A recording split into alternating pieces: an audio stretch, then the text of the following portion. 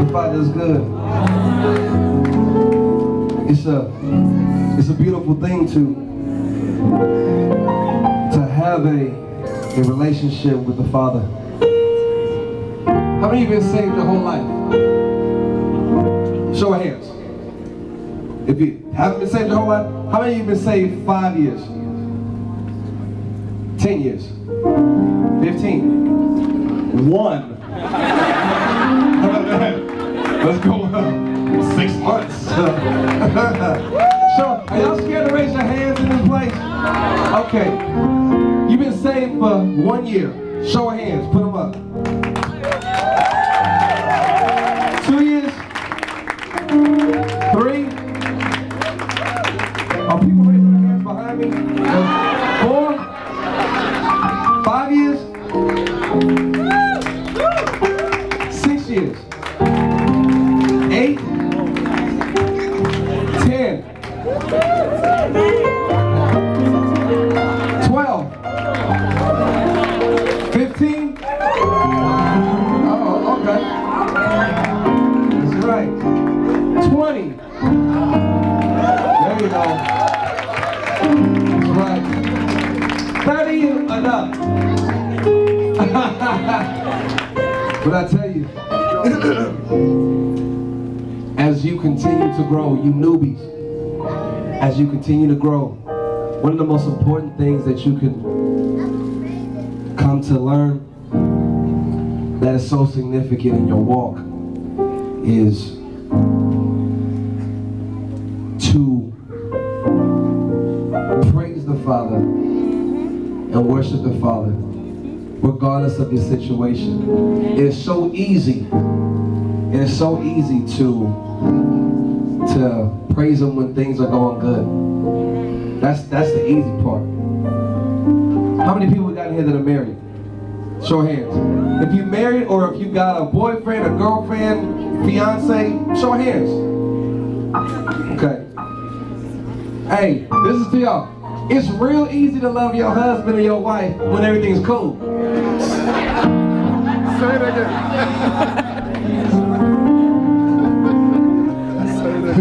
How hard is it when you like, when you feel like that, when she's not your favorite person, when he's not your favorite person? It's difficult to respond in love. It's difficult to walk in love. And I want you guys to look that up too, because you know it's a trip how society has over the years. They have lost their way as it pertains to what love truly is. You want to know what love is? Go to 1 Corinthians 13. That's what love is.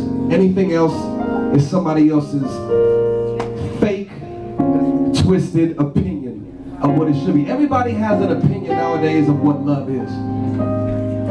You ask 20 different people what's the meaning of love, and they'll give you 20 different answers. Some will have some similar qualities, but for the most part, everybody, they base love on a feeling. And you have to understand that true love goes beyond a feeling. True love is a choice. Just like I choose to love you, I can choose to hate you. How do you know that somebody loves you? Through their actions. They can tell you that they love you all day long. Your husband can tell you that he loves you all day long, but if he's beating you up every day, sorry, he don't love you. Your wife could tell you that she loves you all day long, but if she's constantly having an affair, I'm sorry, she doesn't love you. She might care about you. She might not want you to get hit by a bus. But she doesn't love you. It's so easy to say that. We throw that word around. Excuse me, we throw that word around love, just like we throw that word around friend. Facebook done messed the word friend up forever. I hope y'all know that. People got 500 and 2,000 and 5,000 friends. People they ain't never met in their life. Oh, these my friend. No, it's not. Good tea bag. Remember when friend used to mean something? Good tea bag. Remember when love used to mean something? And that's the thing. When we tell the Father that we love Him, you can't just love Him when everything is okay. You can't just love Him when everything is right. And the proof of that is in your praise and in your worship when things are not going the way that you want them. That's what the proof is. Do you love me when it's difficult? Do you love me when it's not easy? Do you love me when things aren't going the way that you want them to go? You know, the more I mature in my relationship with the Father, the more you learn how to pray. I have a lot of people that I've ran into over the years that have issues with God because I prayed for this and He didn't give it to me. I prayed for this to happen and it didn't work out the way I wanted to. You know, my mom was sick and she died in the hospital, so so I hate God now. Tell you something. Don't be a fool and think for a second that you understand what's going on, or that you know what the Father knows. If you trust Him,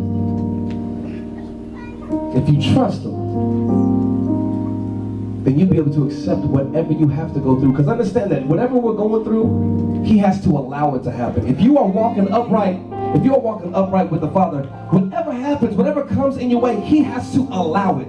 Yep. Does anybody in here know the story of Job? Yes. Okay, so all of y'all familiar with the story of Job. He was upright before the Father. Y'all can go ahead and take a seat for a second. I don't want y'all to stand up all night. This ain't a ropes class. Stand up, sit down, stand up, sit down. But is it okay if I talk to you just for a second? Job was upright before the Father.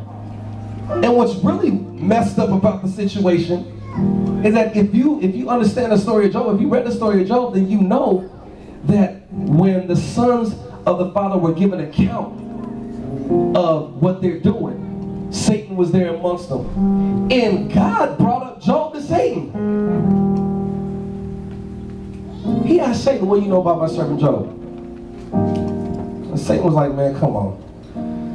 The only reason why he worship you and praise you and live upright like he does is because look at everything that you blessed him with. In case you didn't know, just in case for anybody that doesn't know the story of Job, Job was the modern day Bill Gates. He was just balling out of control. Had everything that you could possibly want. Living a life. And Satan was like, man, please, the only reason why he serves you, the only reason why he holds it down for you is because of everything that he's blessed with. You take away everything that he has, he'll curse you to your face. The Father said, okay, cool. Take away everything he has, but don't touch his life. So Satan went and snatched up everything. All of his riches, his family. And then another day comes and the sons are giving an account to the Father. And the Father brings up Job again to Satan because he still refused to curse God. He still refused to go against God. He still continued to worship. He still continued to praise. Despite the fact that his whole family had been killed. Despite the fact that he had lost all of his riches, all of his wealth.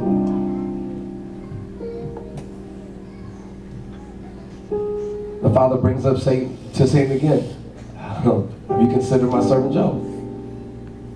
He said, look, the only reason why he's still praising you and worshiping you now, serving you, holding down for you now is because he's got his health. You take away his health, he'll curse you to your face. The Father says, okay, but you can't take his life. Now, I don't know about y'all, but I don't get that.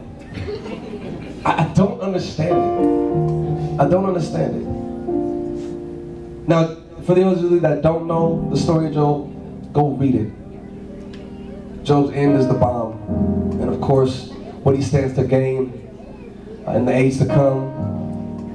I can't even fathom. I'm sure it's great too. But I bring that story up to say that regardless of what Job was going through, he refused. He refused to curse God. He refused to turn his back on God. He refused to walk away. He trusted him. What did he say? Naked I came into the world, and naked I will go.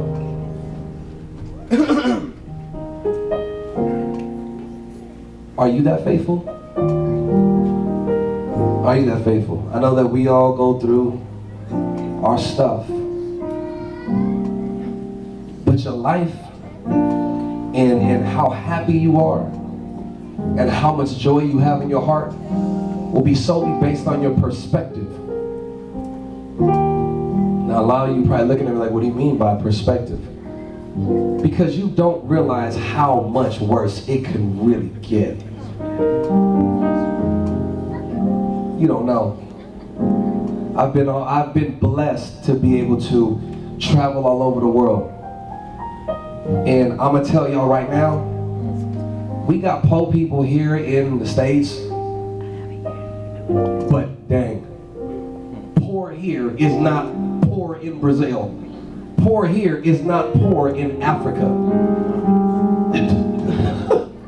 Trust me, I would rather be naked on the curb here. Y'all not feeling me. TV doesn't do it justice. The little late night 1-800 numbers, you know, fees. I'm telling you, when you see it for yourself, physically in front of it, when you smell it, when you can touch it, when the smell is so potent in the air that you can taste it, y'all don't get it.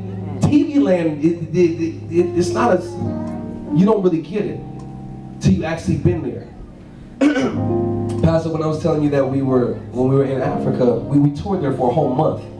7 nations, Nairobi, Kenya, Kampala, Uganda, Tanga, Tanzania, Lagos, Nigeria, Cote d'Ivoire, Ghana. We were all over the place.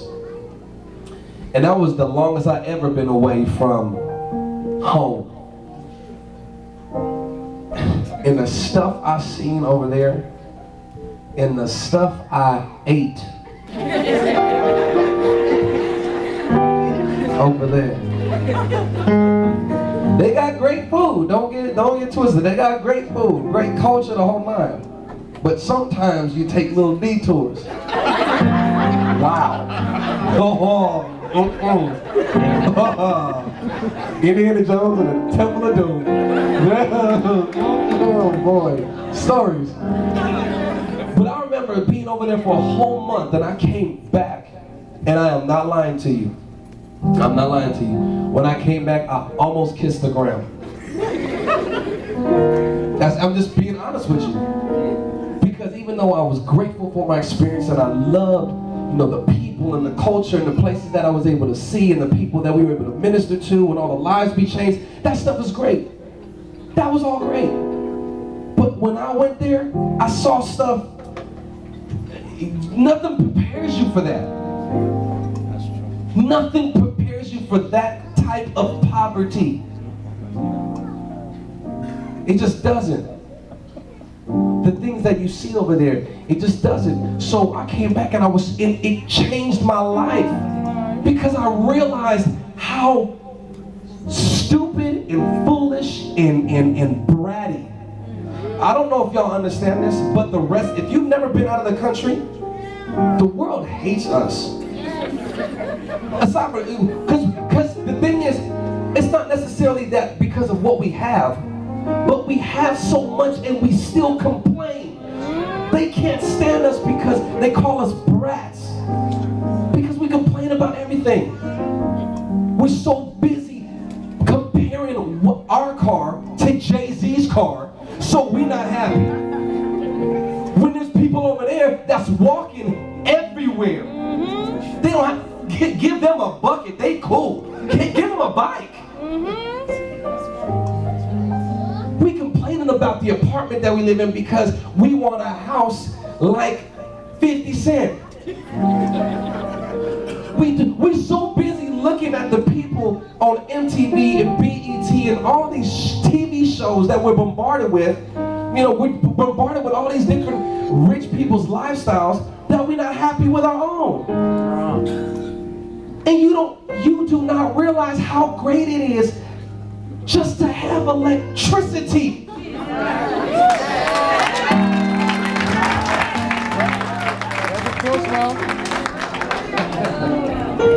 What I'm trying to tell y'all is that I was caught up in that same mentality. I was caught up in that same mentality. Nothing I had was good enough. I wanted more. Just greedy. My apartment wasn't good enough, so I wanted a better one. My clothes were never good enough, so I wanted more expensive ones, and I wanted a better car. And we just have this greedy mentality over here. We're never thankful for what we have. I'm telling you, when I came back here, it changed everything. It changed everything. Because I was able to see from a different perspective. I was able to recognize how blessed I really was, because I didn't get it. And I recognized it when I came back here. And I've never been the same. I've never been the same. Because I understand how good we got it. I understand how great we have it. Y'all do not understand. We talk about thank God for the little things. And the little things that we call little things be like health, running water, electricity, food. This is what we call the little things. Tell y'all, I've seen kids that just don't know what they're gonna eat. And you really don't understand how great it is to have running water till you go to a country where you can't let the water get in your mouth. Let some of that water, okay. I'm telling you, because I was real good. When I went to Africa, they told me, oh, drink the water. I was like, I got this, I'm cool, I got you. I didn't drink none of the water. But I forgot that ice is water too.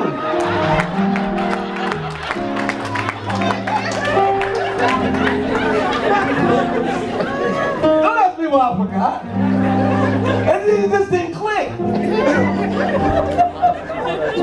Wonder why I'm sick. I ain't lying. It was a rough time for about 2 weeks. It was pretty good.